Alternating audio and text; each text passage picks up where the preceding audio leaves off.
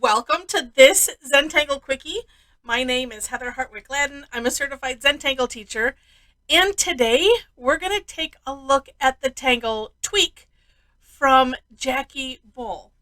Now, you'll have to just read the story behind the name. It's cute.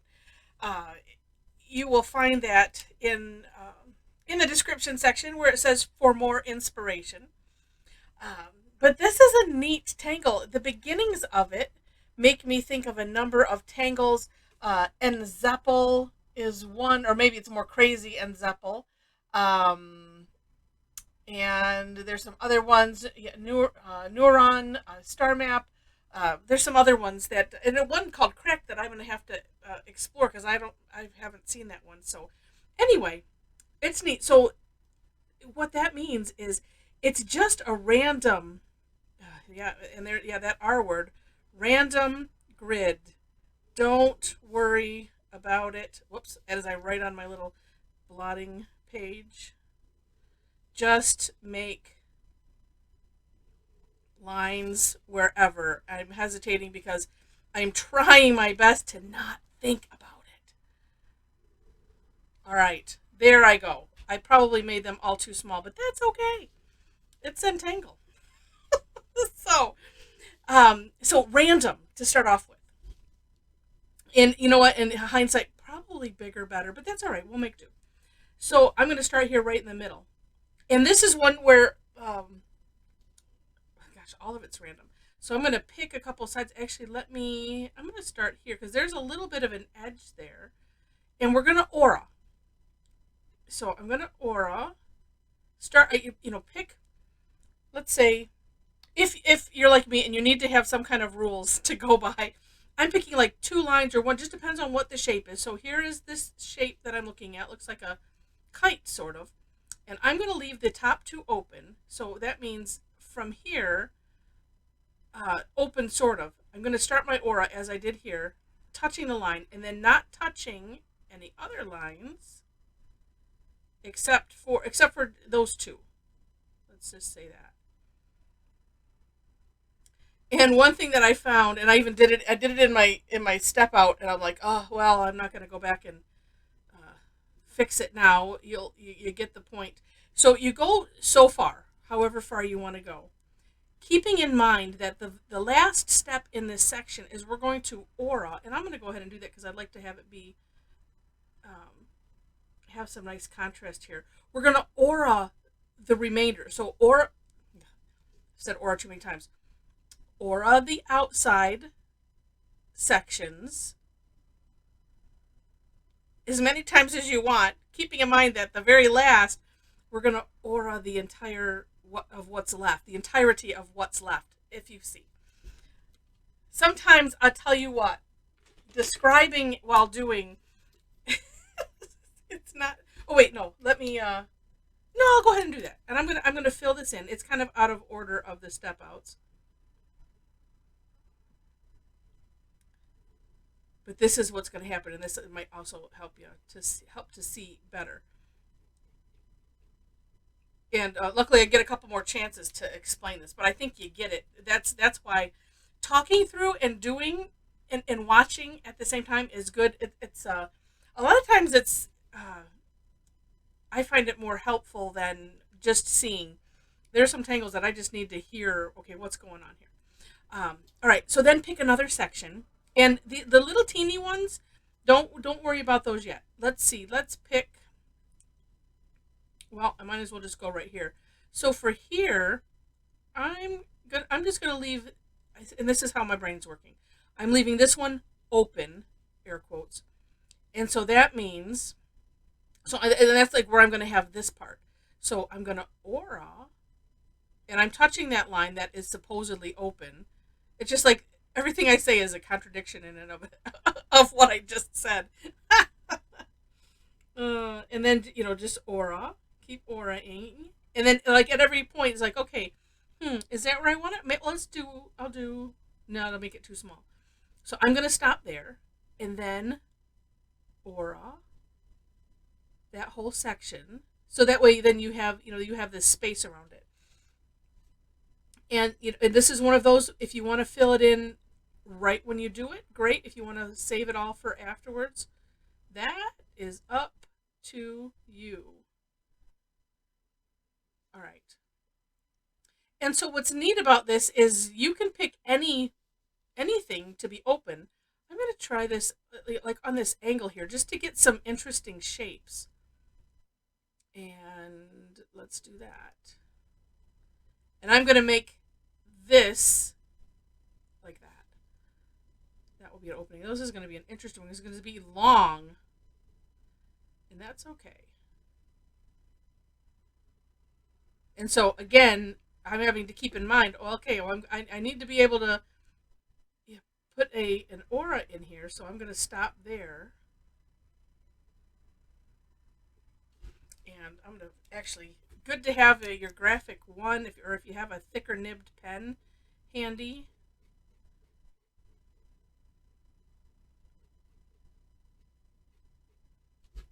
Like that. And so then one of my things about random is I don't want it to look contrived. And so now I'm like going, okay, well, I feel like these are all up at the top. Well, we can change that at any moment. So, for instance, okay, right here, well, I don't know if that will give us enough room. And then I'm also making a pause to look back at what Jackie did. Yeah, like I said, all of it's random, just 100%, all random. You get to choose your rules as you go. So here's what I'm going to do. I'm going to start here. I'm going to leave this one and that one open because I didn't want to have too small of a space. Oh, that one and that one, that's what I said. So then I would come up to here.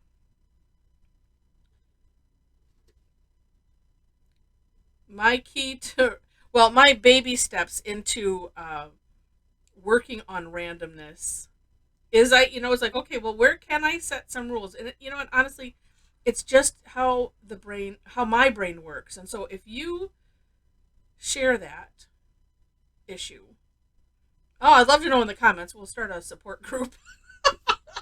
But I share that because we're all, I've mentioned it if you follow me at all on here, because I've mentioned it several times. We're all different. We think different. We have different, besides personality style, we have our own learning style and combinations thereof. And it's, so we're all different. We just have to embrace it. And the thing I love about Zentangle is the whole no mistakes concept. And nothing is, there's no wrong. Things just are. It just is. And it's good. And so for me, that I remember when I first started, I got this, it was like not that I didn't have confidence in myself and things, but it was a different confidence. It's like it boosted my creativity in a way that I didn't imagine. And with that, it's almost like this, and it's not risk taking, like, oh, I'm going to go jump out of an airplane now. I'm going to go learn how to parachute. No, not no way, Jose. And but at the same time, it was like a different type of risk taking. The whole, it's okay to, to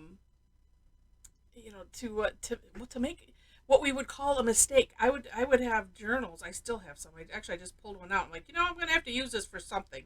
Find a use for it, because I would always want to do some kind of journaling or do a diary when I was younger. And but to write on a nice clean page with the fear of messing up, just no. So you just don't start, and that's not good. So that's one thing that I've gotten out of Zentangle myself, and it's just interesting when and it's not like an overnight thing, like, oh, I've learned how to do Zentangle and therefore no, it takes a little while to get our brains to stop doing what they do sometimes and learn that it's okay, and it's baby steps.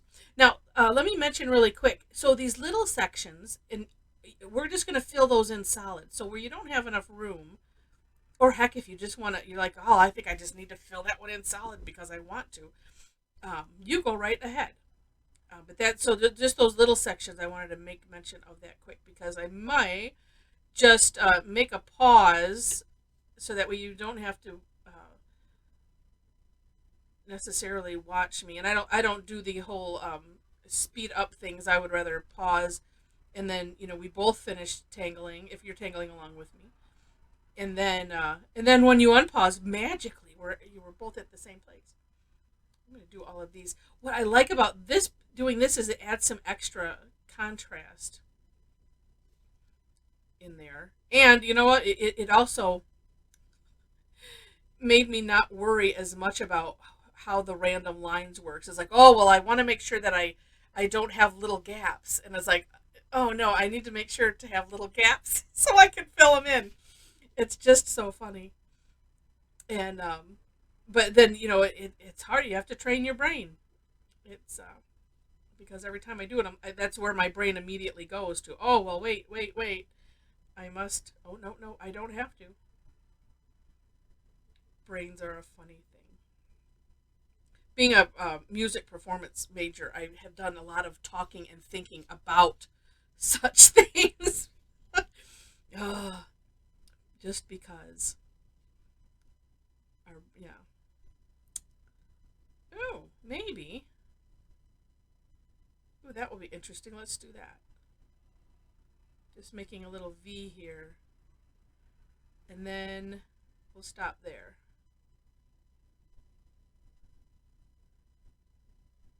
So what a neat tangle. You can totally get yourself lost in it. And, and it's just like, well, which direction do I want to go for this one? Oh, I don't know. Let's see. Let's do it this way.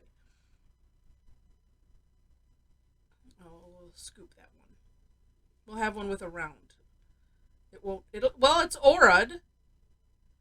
And, well, it's entangled. There's no such thing as a mistake. And the rules that there are, you can break whatever you want. All right, we'll fill this in. All right. Well, I just have a few spots to go before we take a look at just some shading. So I am going to pause. And well, that before I pause, if you're enjoying this, I would appreciate if you hit the like button. I try to sometimes mix it up and say things not all this stuff all the way always at the end, but if you like it, hit like, and if you really like it, maybe hit subscribe if you're not already subscribed already, because I would appreciate that if you wish. All right, I'm gonna hit pause. You hit pause as well, and then when you're done, unhit pause, and we will be finished with the last few sections. All right, be right back. Okay, welcome back. So you should be done. I'm done with all of my little sections. And just a note about filling things in. One thing about waiting till you're done is that then you don't accidentally put your fingers in it, and then a lot of times you'll see if I see me like this, I will use my nails to hold the paper, so that way I don't do that. But it's okay. Shading fixes a lot of things. All right. So, it's an interesting, it's very interesting. One of the things that I liked about was one of the samples. Oh, it was the second sample down in Jackie's information on tangle patterns. It's the link. Is she did what we call rounding on some of the corners. And now, I don't know if I want to do that with all of them. And let me. Oh no, okay. So I guess you would pick, well, which side do I want? Well, I guess it doesn't matter. So I'm just going to do this and it's just filling in the corner a little bit. Like that. So where you have corners.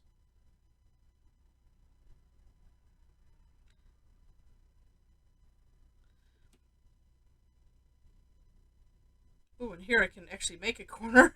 That was kind of a little bit of a curve. Oops, and we'll get down here too. And Oh, I love it when when you hear actually it's probably anyone from Zentangle because I think Maria probably did it first, but where she would say she's giving it some love, and I was like, oh, it's like, oh, I love that phrase. But it's an option. You don't have to do it. I don't think I put it in my step out because she says she didn't have it in hers, but it's one of those tangle enhancers that is just so neat. And actually, I was like, that's a little sloppy, but it's okay. We're adding, like I said, just that little bit of thickness, and it's just to the corners, and you can see that. Let me get this one be a little bit better. Oh, and let's just round that whole edge there, and you can see kind of the difference where it's the effect that it has.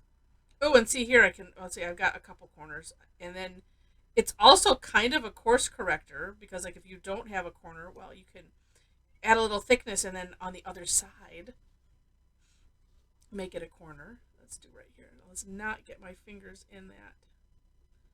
There we go. And this is one. It makes me think. Well, if I do this one again, I might leave a little bit more space in between my auras, or not, I don't know, because I'm first thinking, well, that will give me a little bit more room to do this rounding. But it's kind of one of those things that once it all gets done, then it really has a neat effect, and then we'll add some shading, which will help even more. Or I just go find my 005 pen, which is a smaller tip than this one. I'm using the 001, or the 01, not an 001, an 01. And that could only, help get into like these little small areas and not have it be bumpy.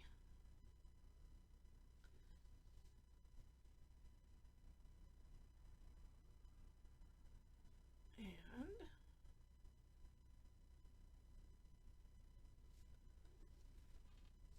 oops, sorry. Yeah, so it's interesting. Now, one way I found to shade this, and it's if you want to, right?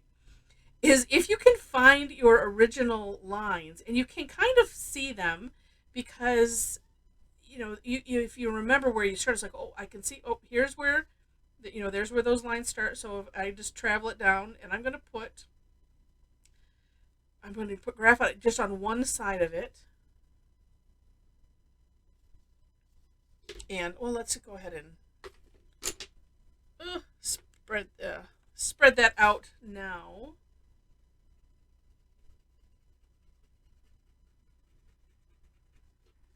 Mm-hmm. And here's another one. I'm going to stay on the same side, so I'm just going to leave my tile in this direction.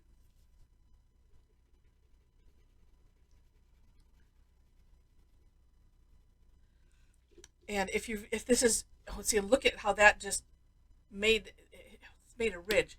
This one, not so much. It needs to be a little bit darker right here at the tip. It got a little spread out there. I mean, the tip meaning, gee whiz, the tip meaning the line. And I just want to, there we go. There we go. All right, let's see if we can find another. Yep, there.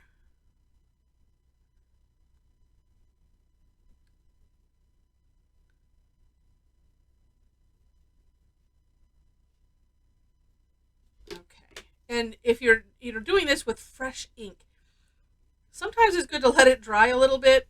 I'm not having the luxury of doing that, but just go carefully over with the tortillon over your inked areas, especially where it's thick, because just as you might get on your fingers if you're not careful.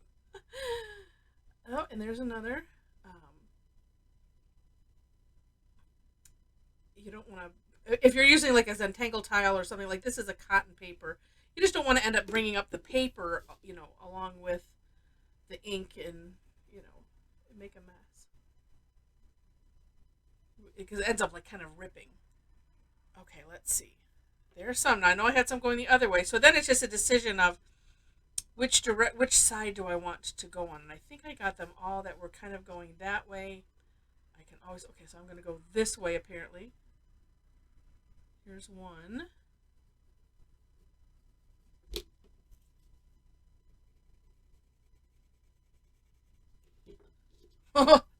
This is looking really cool.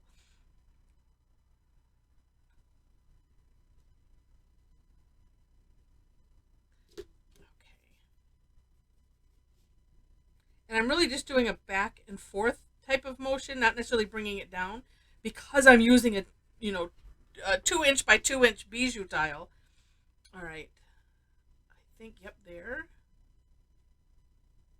Now, one thing I'm kind of noticing, and I've noticed this with other times that I'm shading and I have like aura lines. It seems like, and maybe it doesn't matter. This one maybe not doesn't matter, because it seems like if I don't bring the graphite past, the one line, like right here, for instance, it looks like I have just filled that one in. This one, at least there you see a little bit of the gradient, so it's just something that I remember seeing. I'm like, well, I don't like that, and so I might try to bring it, down a little bit into, the next aura section, so that way it doesn't look like I'm just filling those in. And let's see. I think that's a line right there. Okay, so I've done these ones, and I'm doing, let's see, that one. Oh, I just want to see, okay, which direction do I want to put that? It would go, because I have these ones going on the underside, so we'll put that here. Honestly, you probably don't even have to think that much about it.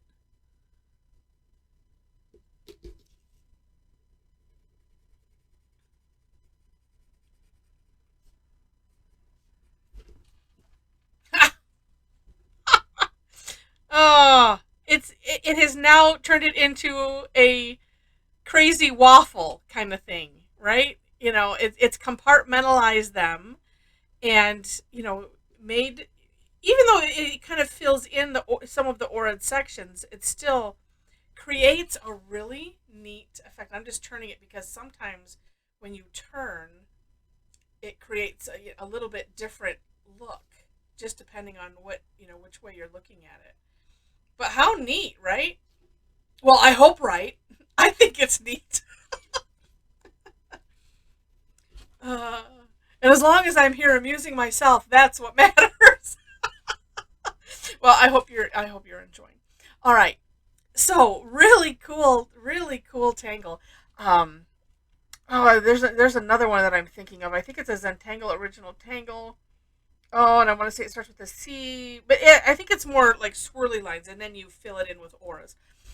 Just really, really, really neat. And so not only is this kind of texturize, your tangle, but it can, depending on how big your dark section, your filled in sections are, it can be, nicely high contrast as well. And it's really nice addition to whatever your Zentangle work might be.